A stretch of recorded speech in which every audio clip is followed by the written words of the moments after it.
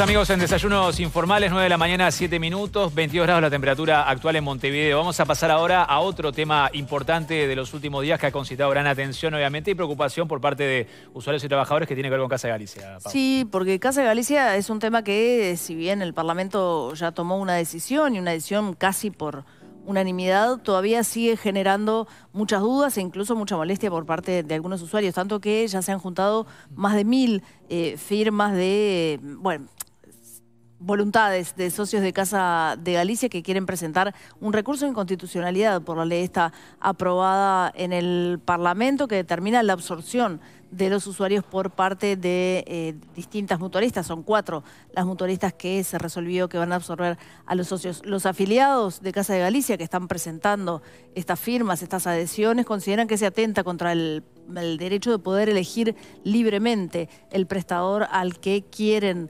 afiliarse, esta mutualista nueva a la que tendrían que ir, y que hay un choque entre el poder legislativo y el poder judicial porque aún hay una sentencia pendiente. De esto concretamente vamos a hablar con Juan Cereta, que es el abogado de los afiliados de Casa de Galicia que están presentando entonces estas voluntades. Pero antes que nada queremos saber cuál es o cuál sería la inconstitucionalidad a la que hacen referencia y por qué lo están presentando. Cereta, muchas gracias por estar con nosotros. Buen día, bienvenido. Gracias.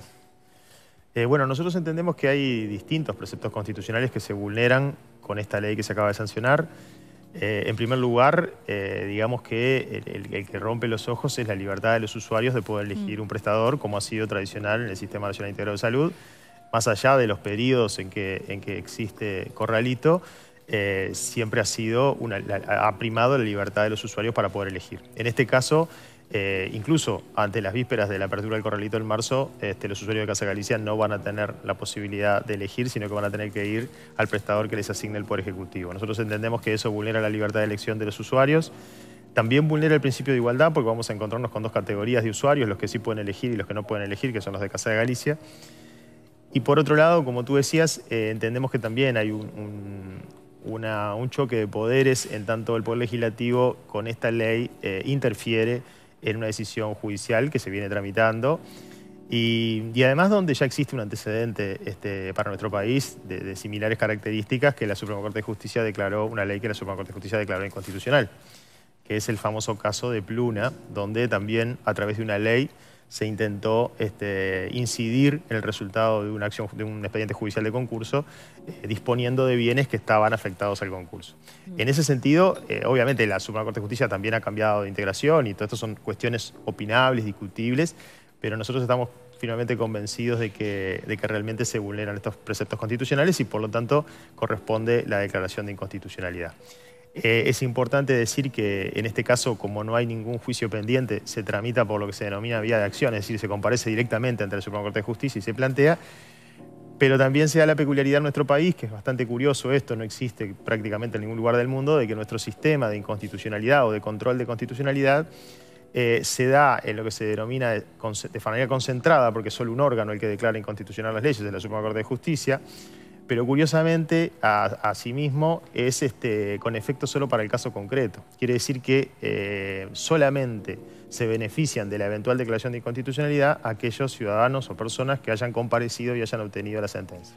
No tiene efectos generales, lo cual es curioso, yo decía, porque... ¿Y no genera jurisprudencia tampoco? O sea, ¿no siento precedente? No, siendo precedente, no es obligatorio. En el caso de la Corte diría que el precedente es bastante importante porque la Corte, una vez que tiene una sentencia de un tema que ha estudiado, mientras no cambie la integración, la jurisprudencia se mantiene. Claro. Es decir, después van a caer como si, en el caso que triunfaran, después van a caer como ocurre siempre, ¿no? No es una novedad este caso.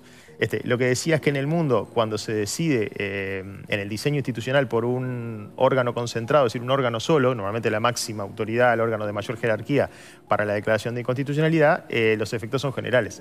Ese es el sistema normal. Claro. Y son solo para el caso concreto cuando el sistema de control es difuso. Es decir, todos los jueces controlan la constitucionalidad, entonces el que decide solo para ese caso, pero es el juez de ese lugar o de esa competencia. Uruguay tiene este sistema curioso, pero bueno, siempre ha sido así, donde es concentrado, pero a su vez con efecto solo para el caso concreto. Lo que sí está dispuesto es que una vez que se declara inconstitucional una ley, hay que comunicar al Poder Legislativo y se comunican todas las sentencias de inconstitucionalidad para que esté al tanto, porque eventualmente, por una cuestión de sensibilidad política, debería considerarse la derogación de la ley, ¿no? O sea, ¿pero cae sola si no se deroga? No. Si no se deroga, la ley sigue vigente y se aplica a todo aquel que no haya obtenido una sentencia de inconstitucionalidad. Ajá. Ahora, los recursos de inconstitucionalidad tienen cierto tiempo de discusión en la Suprema Corte de Justicia. ¿Cuál es el mecanismo que van a utilizar ustedes para que los tiempos lleguen a las personas que están siendo involucradas, según su entender, perjudicadas por esto? Porque en realidad el plazo es de un mes para ya quedar asignados a una mutualista en particular. Bueno, vamos a adicionar una medida cautelar, una medida donde pedimos que, en virtud de la duración que insume el proceso de inconstitucionalidad, provisionalmente se libere, digamos, a quienes hayan accionado de la obligación de tener que elegir. Eso puede aprobarse o no, digamos, esa medida cautelar. Cualquiera de estas dos cosas puede aprobarse. ¿Cuánto tiempo generalmente lleva esa aprobación primaria o inicial, digamos? No, justamente lo que siempre se solicita en este tipo de mecanismos es que la resolución sea anterior a que ya sea imposible. Claro, se ponga en que eso todavía no ha pasado porque falta todavía el decreto para ver hacia qué mutualistas irían estos usuarios, ¿no? Exacto. ¿Pero en qué situación quedarían las personas si se aplica esta medida cautelar que ustedes piden? Si nos hacen lugar, estas personas quedarían liberadas de cumplir con la ley. De tener que ir al prestador que les obliga al Estado. Podrían elegir un prestador. Podrían elegir como cualquiera de los demás usuarios. ¿Eso es lo que más te plantean los usuarios que quieren elegir a otros prestadores que no están dentro de...? O sea, en un universo tan grande como es el de socios de Casa Galicia, obviamente que hay muchísimas opiniones, pero yo creo que la que reúne más consensos es la ilusión de que Casa Galicia sobreviva y se mantenga como institución. Creo que eso responde un poco a la naturaleza de Casa Galicia, que no es una institución de asistencia médica. Sí, Casa Galicia es una sociedad civil que tiene muchos fines, además de la asistencia sanitaria. Y creo que todo lo que tiene que ver con la difusión de la cultura gallega, la solidaridad entre los gallegos y sus descendientes, es lo que, sobre todo las generaciones más grandes, es lo que los hace todavía desear o intentar ver la posibilidad de que Casa Galicia siga existiendo. Y bueno, y no se produzca su desaparición a propósito de esta instancia judicial. Ahora, pero eso es algo que por ahora se ve como algo bastante difícil o lejano. La semana pasada hablamos con integrantes del nuevo sindicato de Casa Galicia que hablaban de un posible socio inversor que tampoco se tiene bien claro quién es o qué grupo sería o cómo se instrumentaría, pero o sea, la discusión a nivel judicial quedó zanjada. O sea, la justicia determinó el cierre de Casa de Galicia y ahora se aprobó una ley en el Parlamento. No, la justicia, por más que haya un recurso presentado en la justicia. La justicia determinó el cese de actividades. Aún no se han distribuido ninguno de los bienes de Casa de Galicia. Claro, es decir, Casa de Galicia... O sea, esa decisión judicial se podría frenar. O sea, es que si mañana aparece alguien que arregla con los acreedores, que llega a un acuerdo, Casa de Galicia sigue existiendo. Ajá. Eso demuestra el apresuramiento del sistema político en sancionar una ley. Porque mañana todos coincidimos en que no es fácil y que es difícil. No, claro, pero podría pasar, puede pasar. Pero en el plano teórico puede aparecer mañana que llega, ni siquiera que tenga los 80 millones de dólares, llega alguien que llegue a un acuerdo con los acreedores para pagar la deuda. Se presentan en el juzgado, llega a un acuerdo y Casa de Galicia sigue existiendo. Ahora, ¿cómo hacemos si ocurre eso con una ley que ya distribuyó sus socios? Ahora, esto fue aprobado casi por unanimidad, ¿no? Hubo solamente 3 legisladores que votaron en contra. ¿Cómo entienden ustedes que se entendió que debería darse ese paso? ¿Por qué todos estuvieron de acuerdo? Bueno, yo no soy político y no entiendo de cómo funcionan muchas veces. Por eso te lo pregunto, justamente. A mí me cuesta entender cómo se llega a estas unanimidades o casi unanimidades.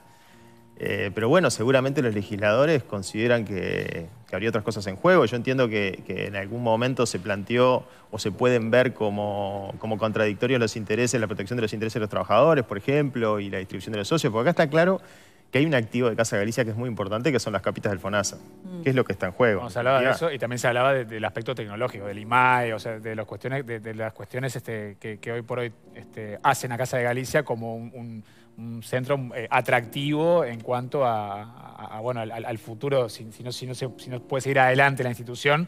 ¿Qué pasa con todo eso, no? Eso es algo que se ha mencionado por parte de ex trabajadores. Sí, pero tal vez respecto a la urgencia en aprobarlo, porque todo eso podría seguir debatiéndose y analizándose y bueno, y esperar que se decida, que la justicia se determine el fin de Casa de Galicia y ahí... Bueno, sí.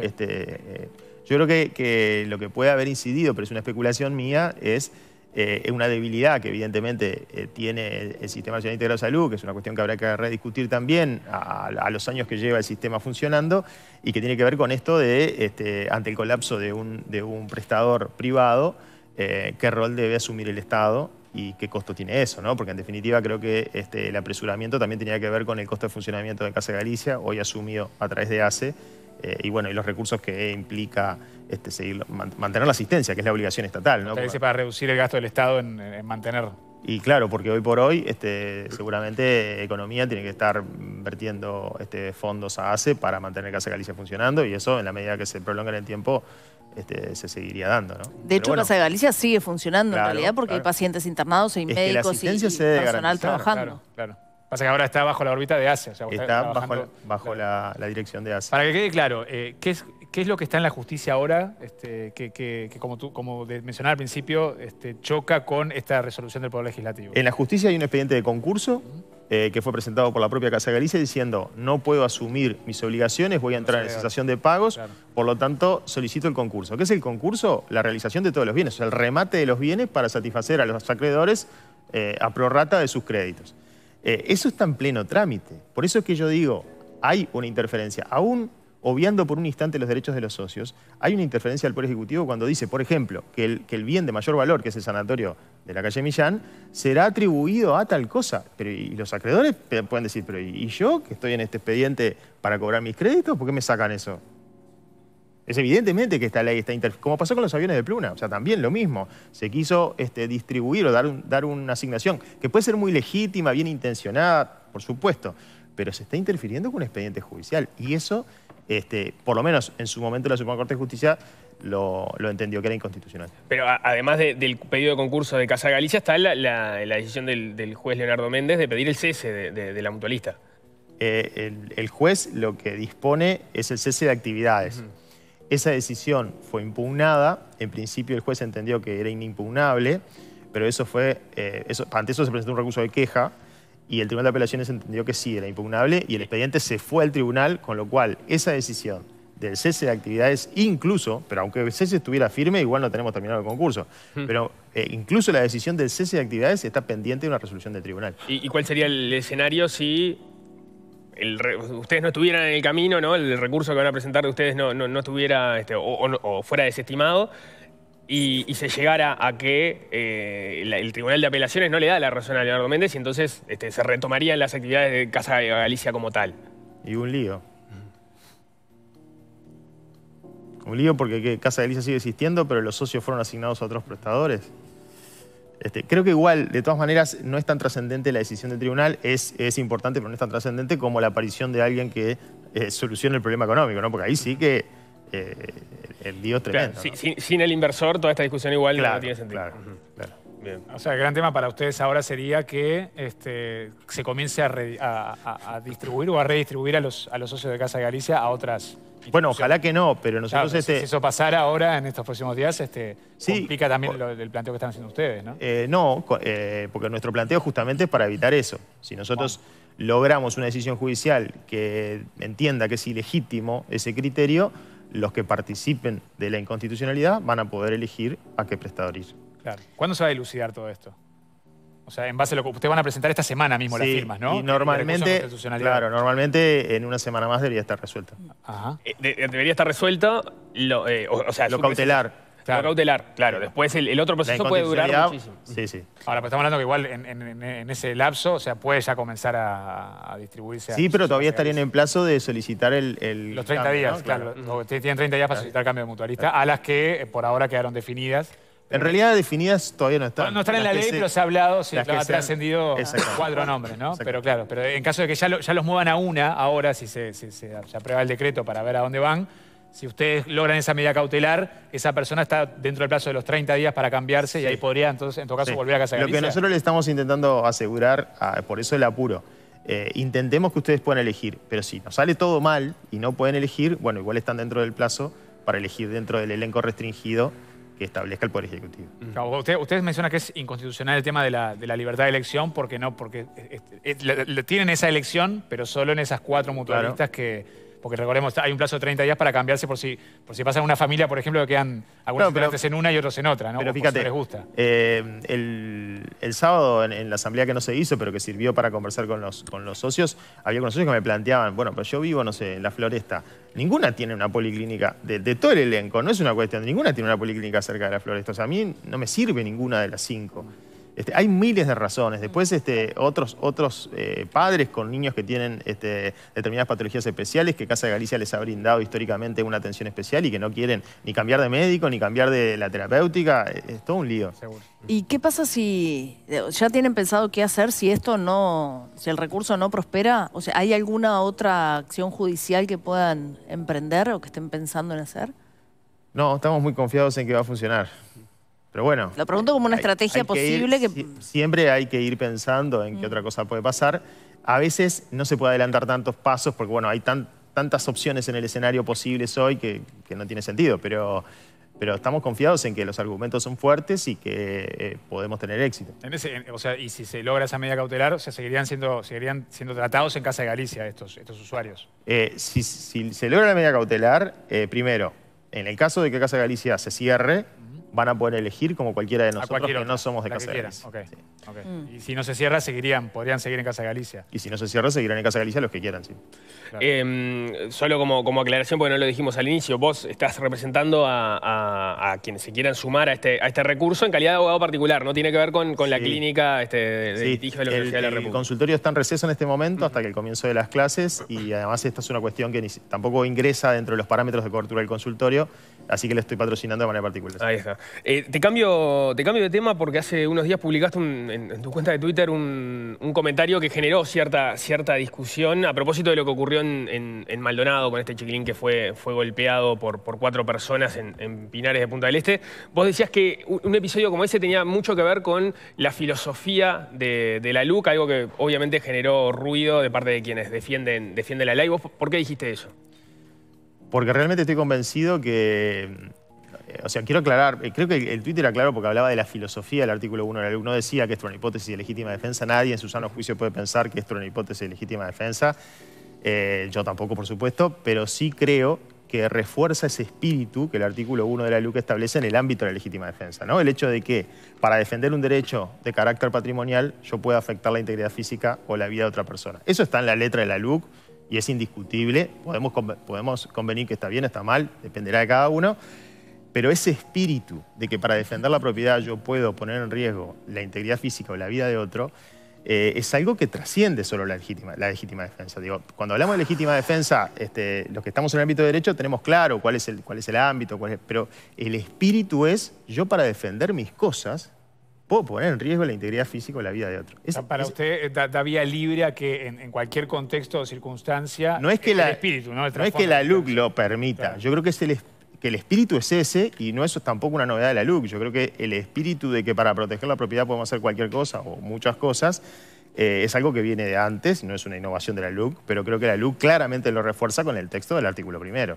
En el ámbito de la legítima defensa, que no es el caso, repito, de Pinares, pero el espíritu es ese. Yo por lo menos lo veo así, admito que es discutible. ¿Y cómo evalúa la definición de la semana pasada? O sea, quedaron emplazados, no se hizo lugar a la medida, a la prisión preventiva que había pedido la fiscal. ¿Cómo analiza lo que pasó a nivel judicial? Bueno, ahí todavía creo que nos falta comprender un poco más cómo funciona el nuevo Código de Proceso Penal, que ya de nuevo tiene poco, donde en tanto no haya una sentencia, en tanto estamos en medio de un juicio, las medidas cautelares que se toman son aquellas que evitan que se pueda frustrar la prueba en el juicio, pero no tienen carácter punitivo. O sea, mientras dura el proceso penal tenemos que entender eso. Tuvimos muchos años acostumbrados a otra cosa. Tenemos que entender que mientras dura el juicio rige el principio de inocencia y por lo tanto las medidas que se pueden tomar, incluso las privativas de libertad, son solamente a los efectos de que se pueda frustrar la prueba. O que se puedan fugar. O que se puedan fugar. Que no era el caso. Acá la fiscal hablaba de la posibilidad de frustrar la prueba, de alterar la prueba. Yo eso no lo sé, no conozco el expediente en sí, por lo tanto no sería un atrevimiento opinar si acá se puede frustrar la prueba o no se puede frustrar. Eso es un tema que seguramente la fiscal tendrá sus argumentos y la juez los suyos. Lo que sí me interesa destacar es que tenemos que cambiar un poco el chip que rige el principio de inocencia mientras se tramita un juicio, aunque todos tengamos socialmente la convicción y los propios imputados admitan los hechos, aún en esa instancia, mientras el juicio se tramita, las medidas privativas de libertad son solamente de carácter cautelar. Pero igual son medidas privativas de libertad, ¿no? Por supuesto, por supuesto.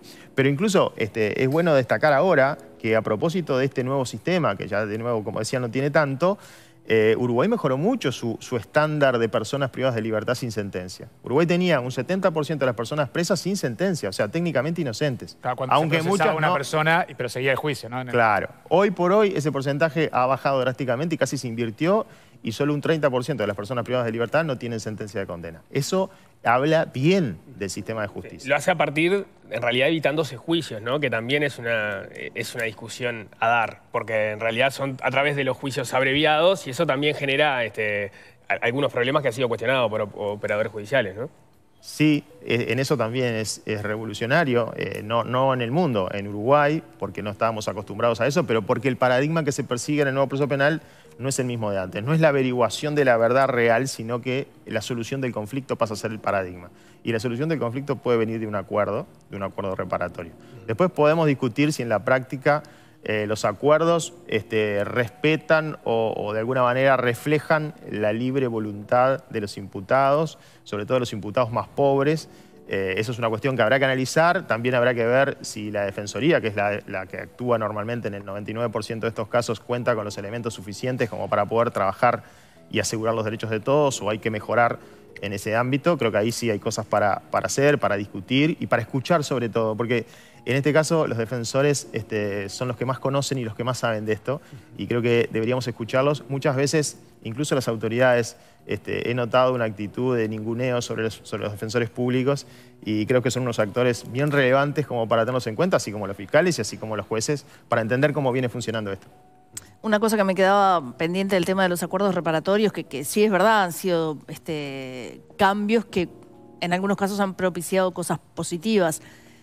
Pero en casos como este, sacando el caso puntual, pero en un caso que pueda ser similar, ¿no puede darse también la señal de, bueno, hago cualquier cosa porque total después igual lo puedo arreglar de alguna manera? Bueno, es la crítica que se hace a este sistema. Lo puedo arreglar en la medida que el otro esté de acuerdo, dispuesto a arreglar, ¿no? Pero el otro siempre tiene posibilidades de optar, y bueno, de estar de acuerdo. Lo que pasa es que es interesantísimo el tema. El problema es que debemos partir de la base que el sistema penal es un sistema selectivo. Es decir, no todas las infracciones a la ley penal van a pasar por el sistema penal. Esa es una realidad. La cuestión es, en ningún lugar del mundo, la cuestión es cómo lo seleccionamos. ¿Dejamos que las personas negocien, entre comillas, y dejamos a algunos afuera? ¿O la selectividad pasa por otro lado? Pasa por elegir a quién sí voy a someter al proceso penal y a quién no. ¿Y quién hace esa selección? ¿La hace la policía? ¿La hace la justicia? ¿La hace la fiscalía? Ese es el debate. ¿Y quién la hace ahora? La LUC impulsa a que la policía tenga mucho más poder para hacer esa selectividad penal, y eso es peligroso. Sereta, quiero cambiar de tema de vuelta. Ha hecho un reclamo en las últimas horas, hablando de la LUC, por el supuesto incumplimiento de un artículo que establece que el 25% de los decomisos del narcotráfico tienen que ir para financiar tratamientos y medicación de alto costo, ¿no? Para Fondo Nacional de Recursos. Esto fue en base a un pedido de acceso a la información pública realizada por Milton Romani, el exsecretario de la Junta de Drogas, que tiene que ver con que no se estaría cumpliendo con este artículo, ¿no? ¿En qué información se basan concretamente para realizar este reclamo? Bueno, yo me baso, yo tuve acceso a la respuesta que se le dio a Romani, que generosamente me la compartió. Ahí surge en los últimos 2 ejercicios, 2020 y 2021, qué se ha hecho con el dinero del producido de los decomisos al narcotráfico.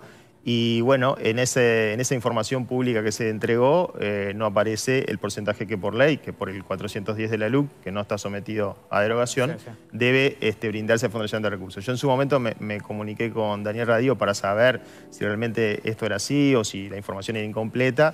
Él en principio me dijo que no, que me quedara tranquilo, que el dinero para el Fondo Nacional de Recursos iba a ir, pero después, cuando hablamos un poquito más al detalle, me explicó que aparentemente esos fondos están retenidos en el Ministerio de Economía o no sé bien. La verdad, lo cierto es que aparentemente al Fondo Nacional de Recursos no han llegado y ya van 2 ejercicios.